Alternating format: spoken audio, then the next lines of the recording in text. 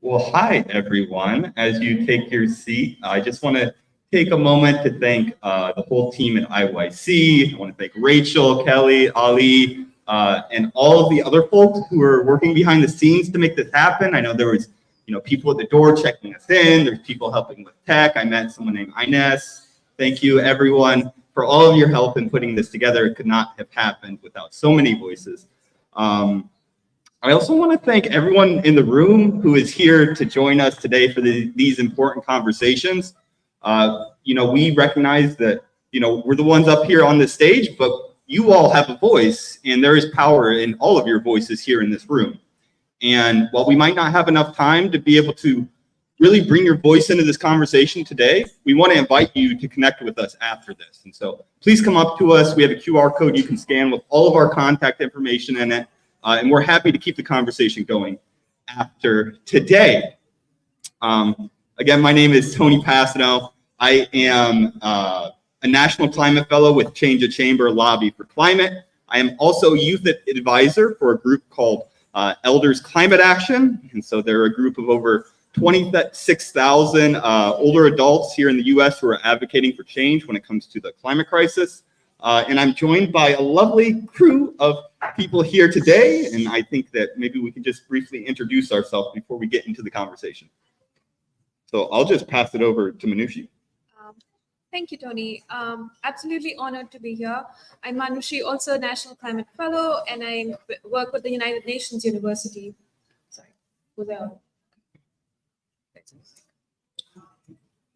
Hi, everyone. My name is Kathleen. I am the Deputy International Affairs Officer at Young Democrats of America, and I am also a former UN fellow.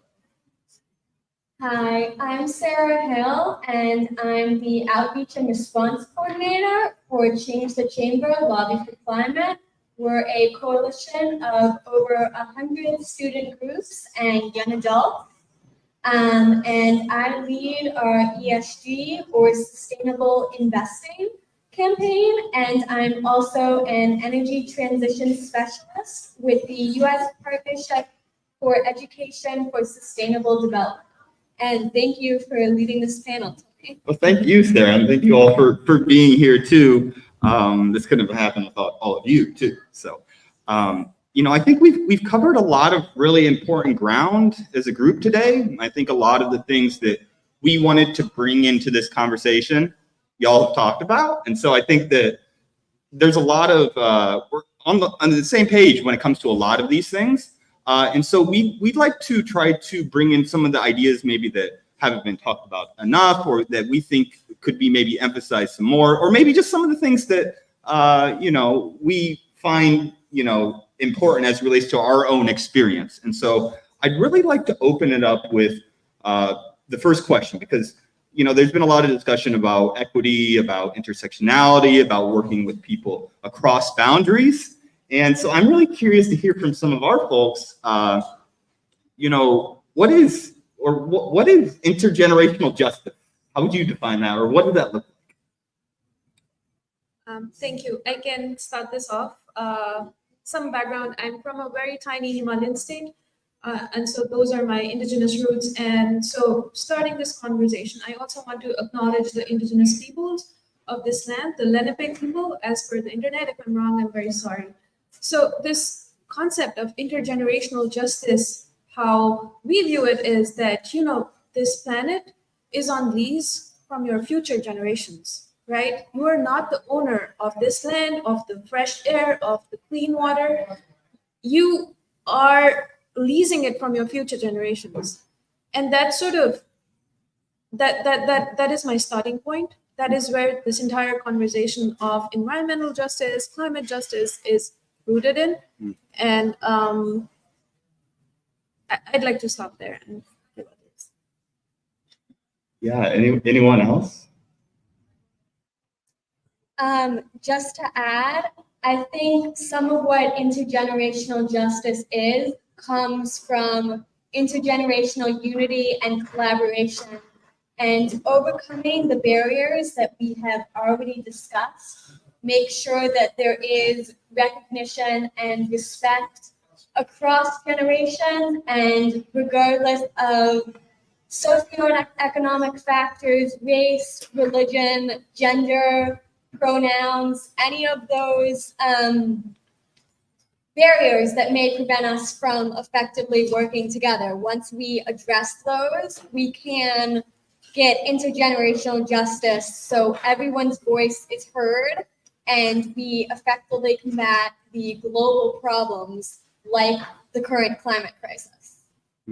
And thank you so much for sharing. Manusha, I want to pick up on something you're saying with this perspective from Indigenous communities, because that is a really important thing to bring into these conversations, because sometimes those voices are not included. Within that, there's this idea of like longer time horizons, right?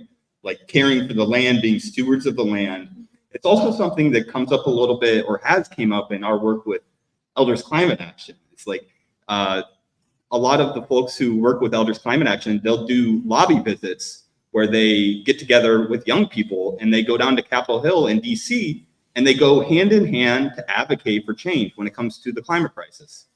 And it's one of these things, and I guess my point is that what they talk about is from their perspective, right? So, it's one of those things, they say that, their generation has been part of the problem in helping to create the climate crisis. And oftentimes that is passed on to us as young people. Like we're the ones to solve this problem.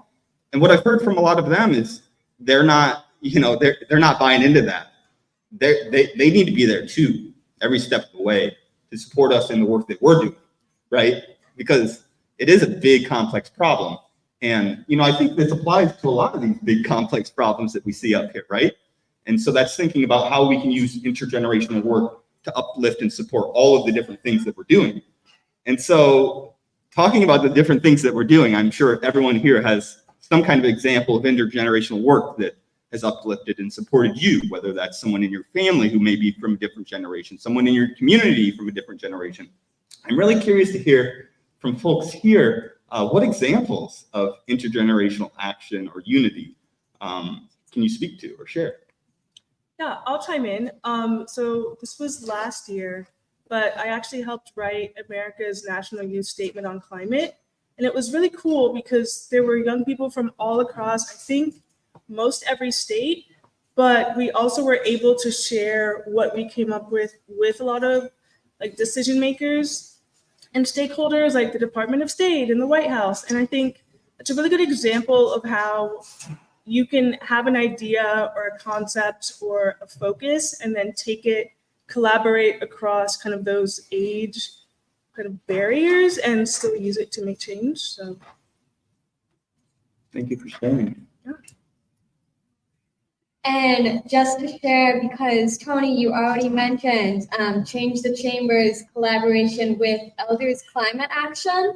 And I think that's an incredible example of effective intergenerational unity and collaboration. We worked, I think, starting last October up until this past June. That was Intergenerational Climate Month. So we met at least once a week, obviously at least once a week, but once or twice a month for October to June. I'm bad at math, but for brainstorming and coming up with, so both Tony and I hosted one event during the month online with Elders Climate Action. So we had a diverse range of speakers and attendees, both in age and other identities. And then Tony and I were also on a podcast with Elders Climate Action and have been involved in other ongoing intergenerational collaboration. So it's effective. We just have to make connections with groups our own age as well as ages much older than ours. I don't know if you want to add anything. Yeah, I think one of the themes that we were talking about earlier is like young people being used as tokens. And, I think our relationship with Elders Climate Action, it is just that, it's a relationship, right? And so we both bring things to the table, and It's this idea that maybe we can look back past some of those power differences that exist from age and see that which we do have in common. And I think that that sort of common ground around our passion for taking action on the climate has been something that has brought us together. And it all has been something that, you know, when I'm in a meeting with folks at Change the Chamber and we're planning an event, I've always kind of got Elders Climate Action going on in my mind. I'm thinking like, oh, how can we connect them into this work? How can we, you know, see if there's any speakers who want to come support us, right? And, you know, I can imagine they're doing the same thing with us because they've invited us to, you know, to support different projects that they've been involved with too. So it's a reciprocal relationship, which is, I think, something really special when it comes to doing this work. And it's one of those things that, you know, when we can work through maybe some of the conflict that exists and working across boundaries, we can find that special place where we can really amplify our work and take higher level actions, right? And so, not to talk too much here because I'm getting on a rant, but they have so much that they bring to the table, right? In terms of resources, in terms of a network, in terms of connections that they're open and willing to share with us, right? And so that's really the power of doing this work. And then I'd love to hear from you all, what is it that like we bring to the table as young people? Sure. Okay, this is something that I learned from my elders back home, and also that's something that has helped me so much. And this is, I hope, like, if you take something away from this panel, let it be this: what medicine do you bring to the world, and what do you want to take from it, right? So when you enter rooms, when you enter conversations, what is it that you're bringing there, and what is it that you want to take from there? Be intentional, be mindful, and you are a learner, a lifelong learner. We are in different parts of our learning journeys. Our elders might know more, but we add in that sort of freshness, that new outlook that is very much needed.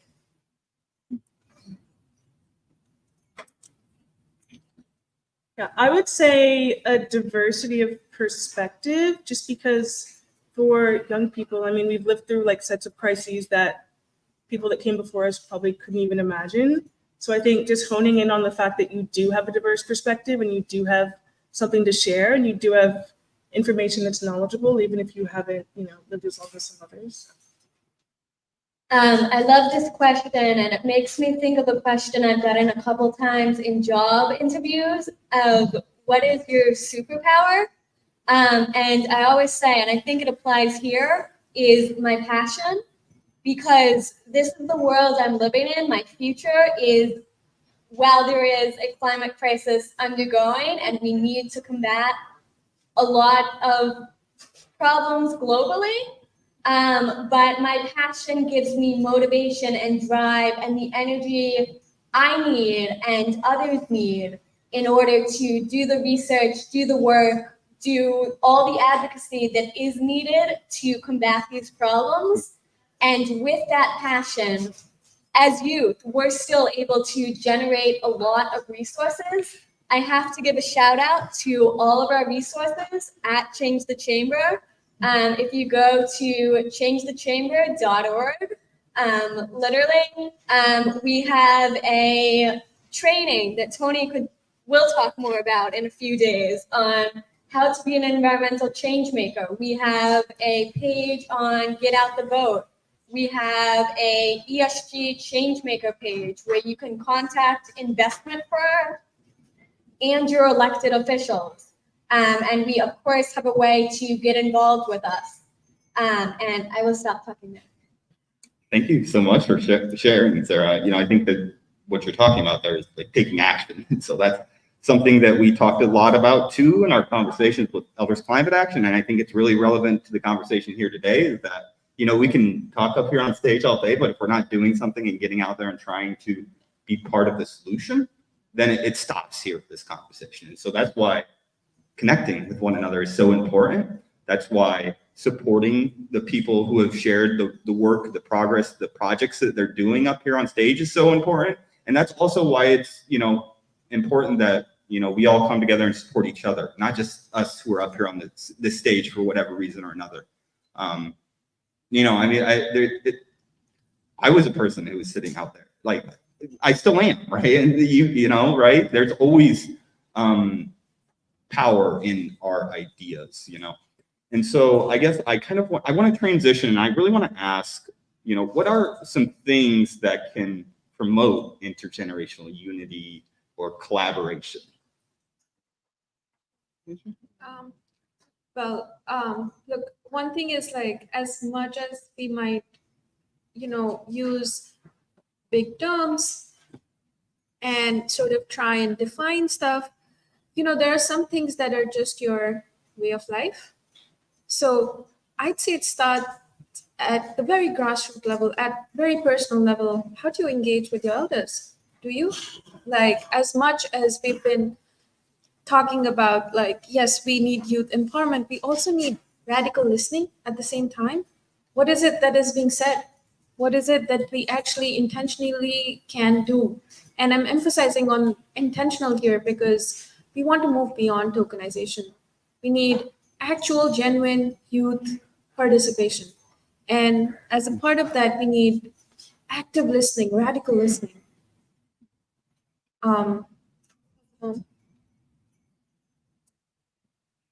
Yeah, I definitely agree. I think to tack on to that, I went to a panel yesterday and someone asked a similar question. And someone that was from the government noted that they feel like the most powerful way to get like lawmakers and people in power to actually listen to younger people, what they cited as a really good example is COP, actually, believe it or not, just because it kind of forces civil society and lawmakers like into that same space, and you're just kind of like they're forced to listen to you.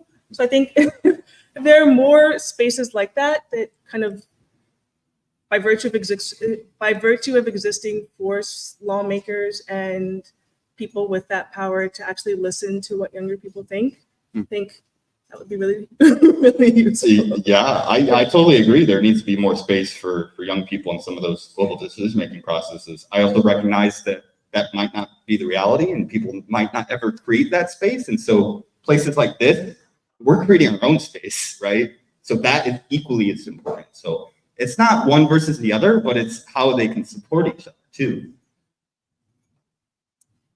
I just want to add, I forget the exact phrasing of the question, but I think to promote this intergenerational justice and unity, I think we need to respect and recognize and uplift a person's entire identity. I loved that the first panel this afternoon talked a lot about people with disabilities. For that, accessibility is extremely important. If you notice or recognize an insulin pump, I have one on now. So for me, that's really important. But also I'm a non-binary individual, so having my pronouns and my identity recognized and respected and repeated to me, basically, makes me feel much more included and willing to collaborate with others and continue to come into the space and contribute. Thank you for sharing, Sarah. You know, I think it really gets into the, you know, I you know what the exact word would be, but like the intricate or nuanced or like, you know, maybe the challenge or, you know, just like holding all of these things in our minds, like when we're doing this work together and we work across boundaries, is that all sorts of things can come up and they can lead to conflict, right? And, you know, I think that's really where having that shared value or that, you know, that thing that we can agree on can help us work through some of those things, because we have to recognize too that not everyone is, you know, had the privilege to, you know, receive education or, you know, maybe ignorant to some issues too. And so at the same time that we should push people forward, we also have to be open and willing to provide space for growth too. And so, you know, I guess I'd like to turn it around to you all, and I just ask you if there's anything that has came up today that you would like to talk about more or emphasize more before we get towards closing out.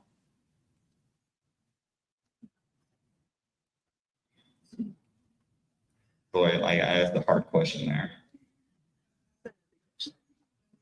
kick it off. I think I love that we're talking about youth agency, and we're talking about go back to our roots, see about how we can exist in harmony with everything around us, right? We're talking about about about preserving our nature, not just for us but for our future generations.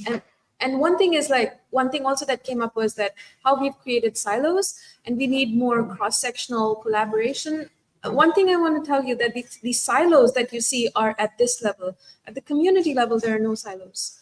Communities are working together. They are innovating on the go. They are facing challenges. Nobody's coming there to save them. They're doing it. So there's so much learning and so much of intergenerational work that is already happening there that might not have been recorded, but that does not mean does not exist. So I also want you to leave with hope that there's a lot of good things. It might be pockets of excellence. It might not show as positive sum gains at a systems level, but there's still so much beautiful work and so many beautiful people out there. Thank you for sharing, Manushi. I think the idea of hope has been something that's came up in some of the other presentations today. And, I think it's a really powerful idea because it can help us work through some of these big challenges. I think one of the things that we talk about at Change the Chamber a lot is that, the climate crisis can be doom and gloom, just in the same way as a lot of these same issues can be doom and gloom. And, for a lot of us in the climate movement, that can stop us from taking action, but it doesn't have to. And I think one of the beautiful things that happens is when we take action, we find community, and we find support with one another, and we're able to work through the anxiety or those feelings. And by just doing that, we feel better about it. We feel like we're being part of a solution. And so, that's the thing I think with intergenerational collaboration is like, if it's really done well, you create a community with people who have different backgrounds than you. And again, that's a beautiful space for overlap and connection to occur. That's places to find people who will support you, who will advocate for you, who will speak your name in rooms where you are not. And I think that is so powerful. And I was thinking about what we would do when we would kind of close this out. And we talked a little bit about action. We talked about, some of the challenges for intergenerational unity, some of the benefits. We'd like to turn it around on you. And we'd like you to think about the things that you've witnessed today, the things you've thought about, the things that you maybe want to do after you leave this room. And we challenge you to make a commitment to yourself. What is one thing that you will do when you leave this room to ensure that this conversation and the conversation that we've had here today does not end here? I'm serious. Just think about that for a minute, okay? And I'm just going to sit here and I'm going to think about it for a second.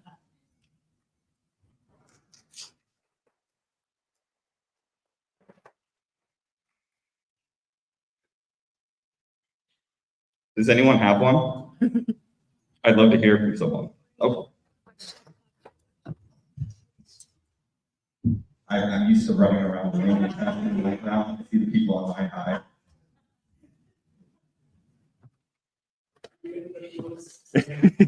Thank you.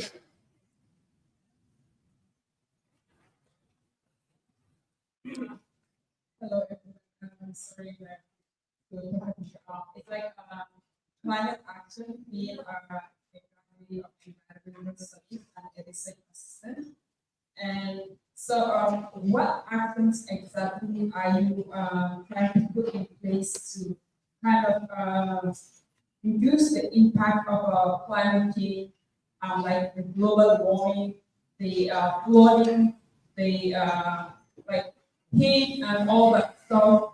I think we as youth need to understand that we need to put that kind of connection between science and advocacy for us to be able to attain the climate, for us to be able to participate in the climate and make sure that each of the other SDGs that are directly or indirectly affected by climate change would be at risk. For example, we want to put in place, there is water shortage in a particular place, or there is like salt intrusion and we want to the water salinity, and we decided that we are going to plant trees. We need to make sure that we understand what species of trees we are planting, rather than just having this word like I used to hear 100 years ago. Like we are planting 2 million trees, we are planting 3 million trees. After all, after 5 years, you don't even know the survival rate. You don't know which species are supposed to be in that particular area. And this actually is like, it becomes like a song every year, hearing about planting 10,000 trees, planting 20,000 trees. At the end of the day, what has those trees done to you? We as youth need to understand that we have to change certain things that we have heard or learned from our forefathers, or the things that were the societal norms and values, that we are planting trees just for the sake of planting trees. Or, well, this particular place has not been a place where people do this, we are not going to do it. We have to try to convince, like you would say, the intergenerational. We have to work on some of the things that they were taking as taboos, or things that they really go through. So, like, our way through in this particular class, gently, to be able to bring that gap between science and application for us to be able to address these goals. Thank you. And thank you so much for sharing.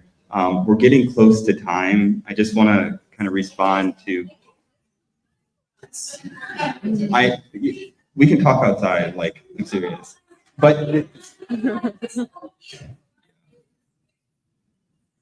okay, we got 2 minutes, and I just want to say that advocacy and education and science, these things all go together, and sometimes the community needs education about an issue.